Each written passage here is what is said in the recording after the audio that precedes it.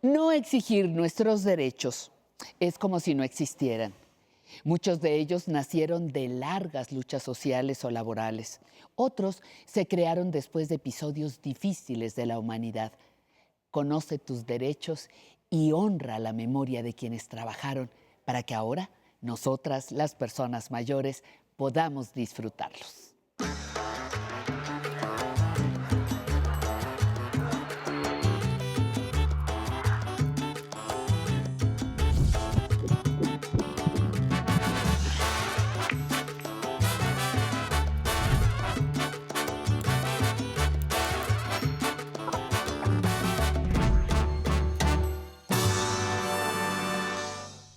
Hola, ¿qué tal? Muy buenos días. Me da mucho gusto saludarlos nuevamente aquí en Aprender a Envejecer. 2 de noviembre, día de no olvidar a nuestros fieles difuntos, ni tampoco de olvidarnos de los derechos que tenemos.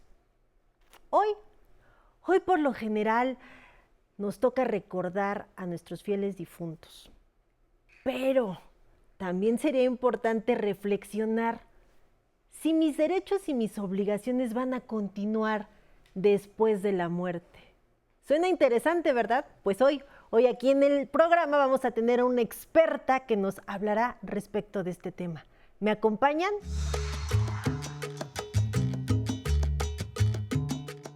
En algunos poemas prehispánicos, la muerte era nombrada como la casa sin puertas ni ventanas, en donde de alguna manera se vive.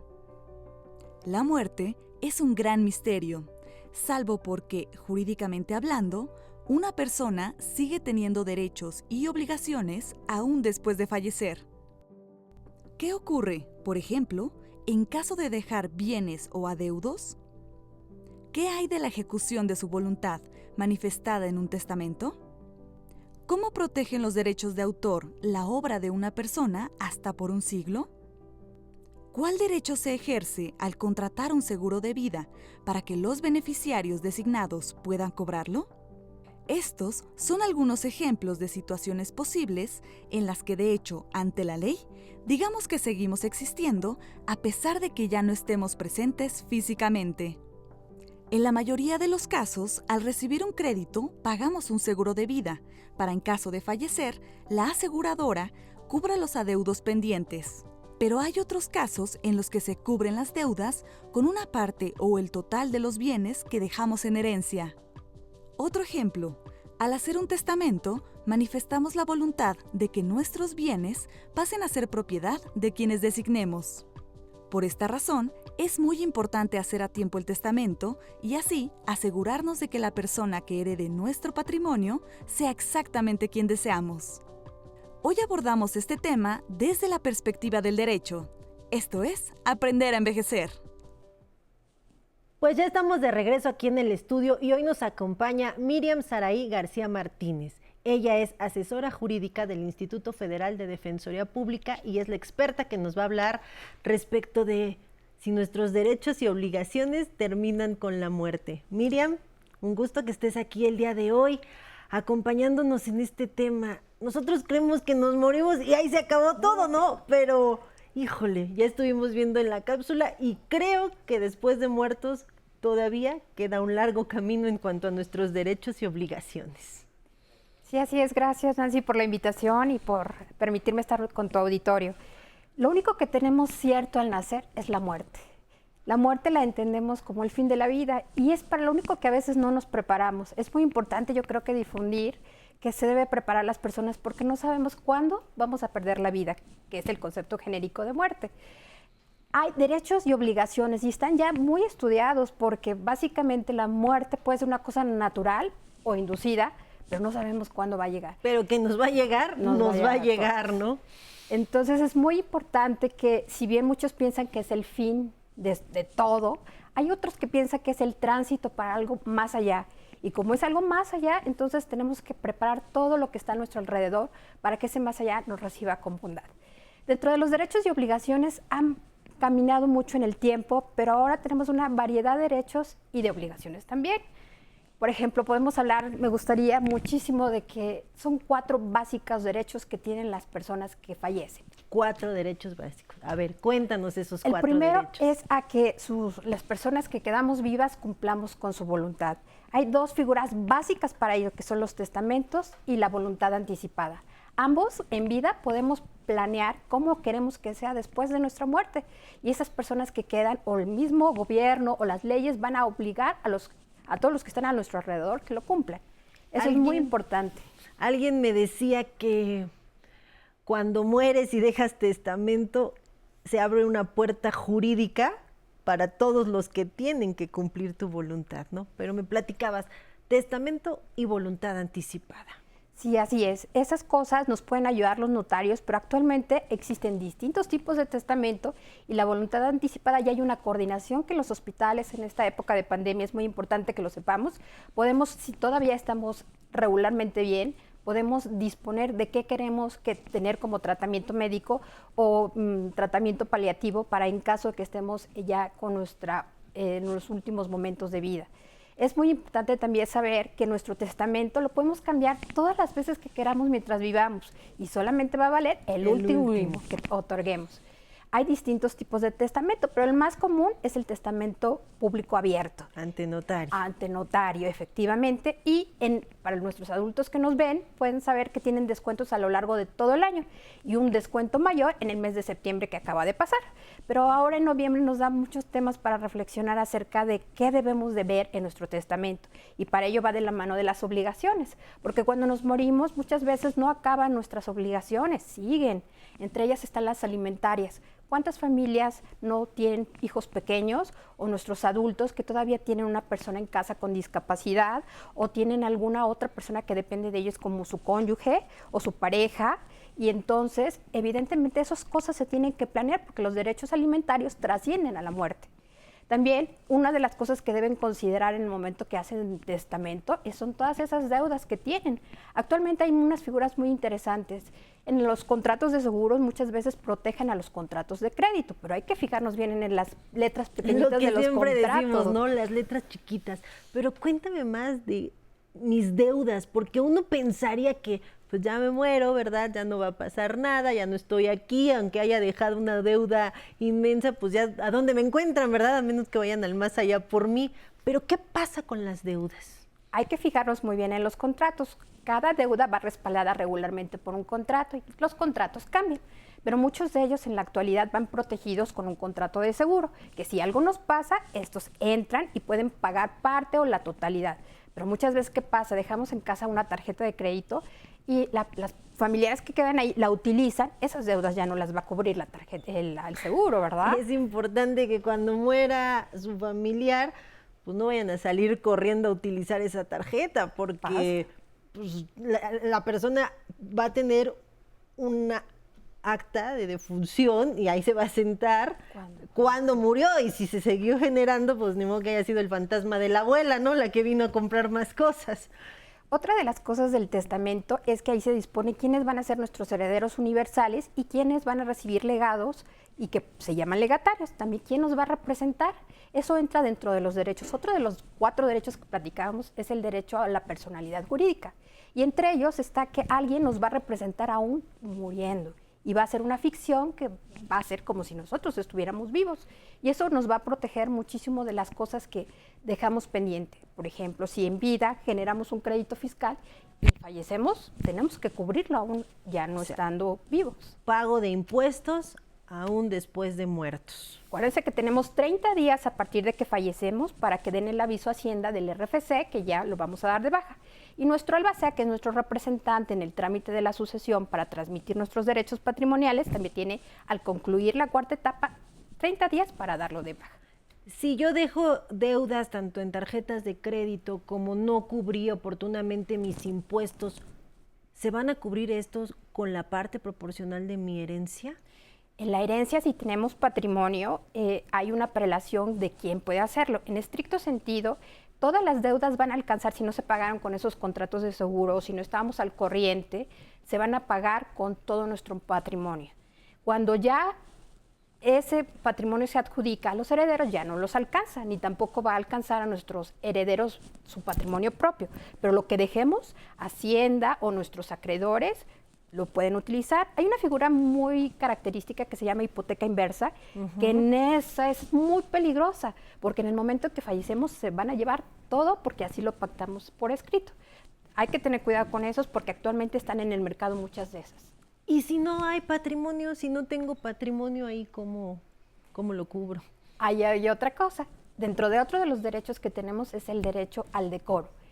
La mayor parte de las alcaldías y las instituciones de seguridad social como el IMSS, el ISSSTE, el ISEMIN, el ISFAM, tienen programas de apoyo para gastos funerarios. Y en esos gastos funerarios, si es que eran trabajadores o las alcaldías para la gente que se encuentra en extrema pobreza, les van a ayudar con los gastos funerarios. Pero aquellas deudas que generamos y ya no hay que tener cuidado, porque puede ser que queden ahí vacantes, pero si en algún momento nuestro acreedor o Hacienda descubre algún bien, puede pedirle a un juez que se lo lleve. Sí, pues ahí está, mis queridos amigos. Pongan atención aquí en el programa para que no crean que una vez muertos se nos acaba todo. Dijiste que tienes más. Ahorita quiero que nos los platiques, pero vamos a ir rápido a un corte y regresamos a seguir conversando sobre este tema tan interesante. Yo creo que esa palabra no existe, además. Porque, bueno, ¿por qué se va a sentir uno viejo? Yo no me siento para nada viejo, me siento joven. Entonces, no es aprender, es seguir viviendo, nada más como joven siempre. No soy ningún ruco, soy tan chavo como los demás que andan por ahí polulando.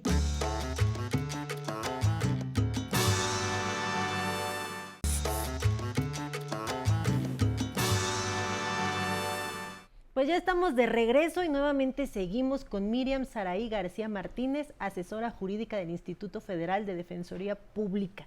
Y estamos platicando respecto de nuestros derechos y obligaciones después de la muerte, ¿no? Lo curioso que uno pensaría, me muero, pues ya, ahí se termina. Pero ya estamos viendo que no, que todavía siguen muchos caminos abiertos y más en el ámbito jurídico. Nos estabas diciendo que había 4 fundamentales, ya platicamos de 3. ¿Cuál es el que nos falta? Algo muy importante, el derecho a la honra, el cuidado del cuerpo cuando ya hemos perdido la vida. Hay que tener en cuenta que como no se pierden los elementos, los atributos de la personalidad jurídica, entre ellos el nombre, el domicilio, la nacionalidad, un cuerpo debe ser cuidado en extremo.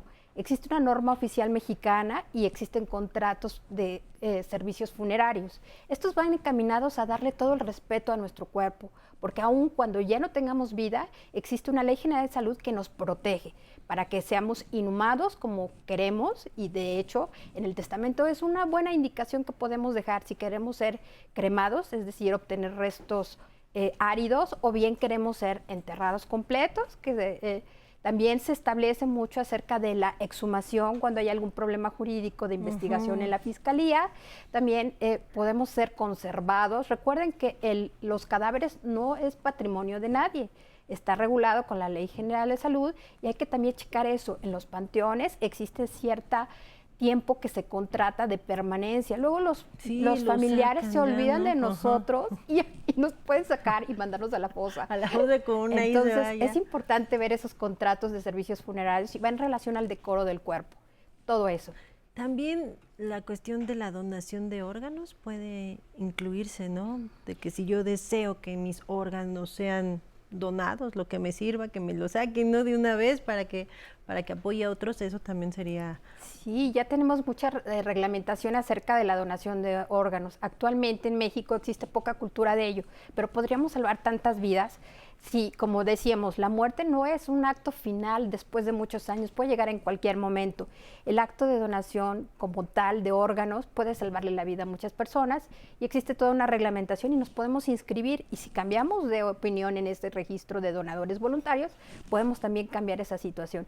Yo creo que son 3 cosas buenas para hacer antes de morir, que es hacer un testamento que podemos cambiar siempre. Testamento, anótenle de una vez. Testamento, la voluntad anticipada, cuando no queremos prolongar quizá una agonía. Sí, que dicen la obstinación médica, ¿no? De que debemos de salvarlo, debemos de mantener vivo, pero pues si a lo mejor yo ya estoy en una etapa de un estado terminal, pues ya nada más que me ayuden ahí a no pasarla tan mal, ¿no? Que también tiene que ver con el Sí. derecho a la dignidad. Exactamente, y obviamente podemos inscribirnos también como donadores de órganos, porque pudiéramos salvar a alguien con aquello que ya no vamos a utilizar, pero tenemos que informar siempre a nuestros familiares. Muchos esconden sus testamentos o y creo que debe haber una comunicación en la familia, porque en ocasiones, aunque hay registros que pueden localizar todos estos documentos, es importante que nuestra familia sepa, porque de esta medida va a poder implementar y hacer efectivo el cumplimiento de nuestra última voluntad.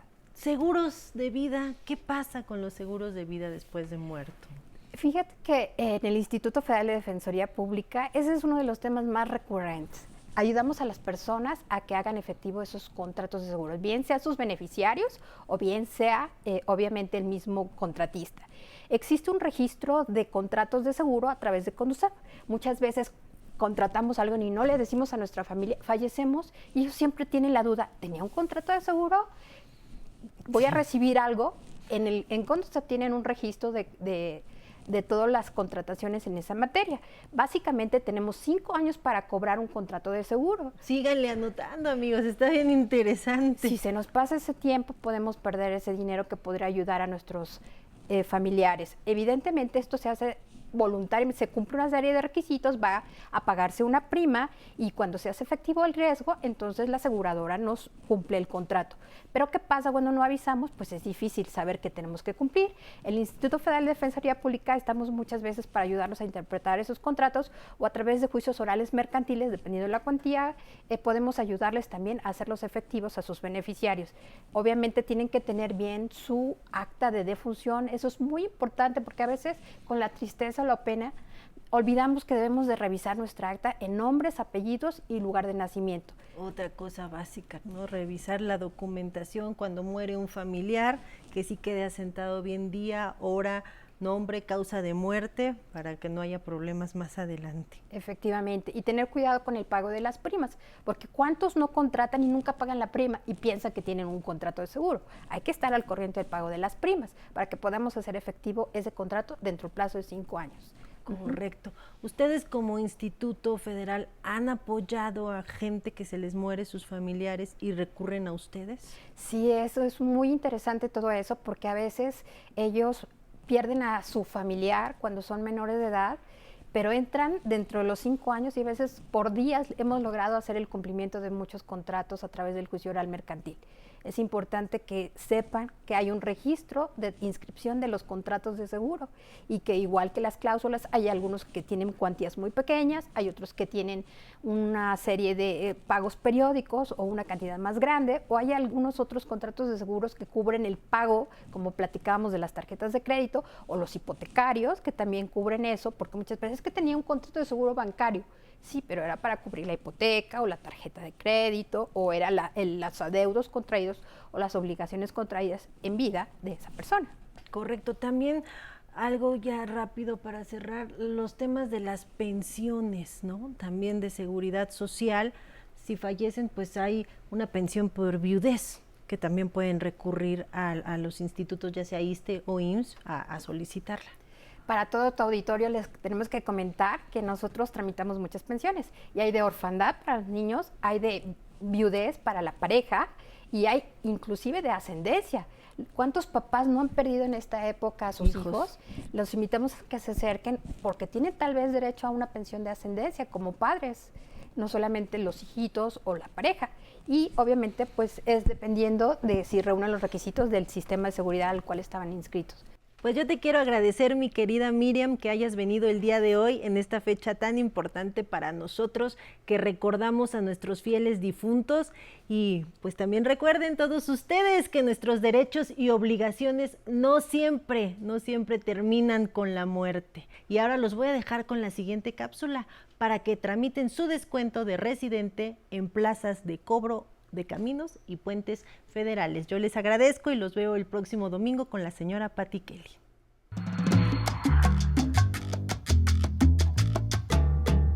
El Gobierno de México, a través de la Secretaría de Comunicaciones y Transportes, creó el programa de residentes.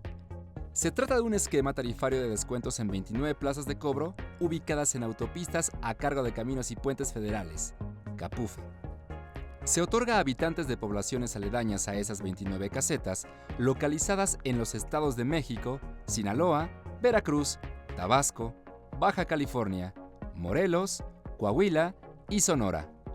El trámite de incorporación a este programa puede hacerlo en el módulo de atención a residentes de su localidad, en un horario de 8 a 15 horas de lunes a viernes.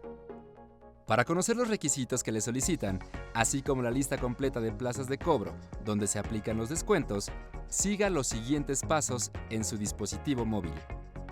Abra su navegador de Internet Chrome o Safari e ingrese al sitio web www.gov.mx/Capufe. Haga clic sobre el menú superior derecho y seleccione Documentos. Pulse en la sección Programa de Residentes. Debe presentar varios documentos. Credencial de lector. Es muy importante que su identificación cuente con el domicilio de una de las poblaciones autorizadas. Carta de residencia reciente, emitida por el Ayuntamiento Municipal Constitucional. Comprobante de domicilio no mayor a 3 meses. Puede ser recibo de luz, agua, teléfono o predial. Factura del vehículo. Puede ser endoso o carta factura vigente y debe estar a nombre del solicitante. Tarjeta de circulación a nombre del solicitante. Llenar y firmar el formato de solicitud que le brindarán en el módulo de atención. Ahora bien, para visualizar las plazas de cobro que pertenecen a este esquema tarifario, siga los siguientes pasos. Deslice la pantalla y pulse en Siguiente para conocer el listado completo. O si lo prefiere, puede comunicarse a Caminos y Puentes Federales, Capufe, al teléfono 777-329-2100 a la extensión 2165 para obtener mayor información referente a su localidad. Una vez que el concesionario apruebe su solicitud, el usuario podrá integrarse a este programa. Para gozar de este beneficio, deberá adquirir una tarjeta llave. Si tiene alguna duda, puede enviarla al correo electrónico tecnologia@aprenderenvejecer.tv. Agradecemos que continúen sintonizando nuestro programa Aprender a Envejecer, que en esta ocasión estuvo enfocado en temas de derechos y esperamos que les haya sido de utilidad. Los invitamos a que participen con sus comentarios en las redes sociales, como en el Instagram. Ahí nos encuentra como @aprenderenvejecer. Déjenos sus dudas, propuestas, sugerencias. Siempre les leemos y estamos atentos a sus opiniones. Y si quieren conocer todos los detalles sobre los temas e invitados que hemos tenido, pueden hacerlo a través de nuestro blog. O si lo prefieren, nos pueden escuchar desde el Spotify. Ahí también nos encuentran como Aprender a Envejecer. Y para terminar bailando, los dejamos con este tema musical llamado Palillos Chinos con la Orquesta Anáhuac de México.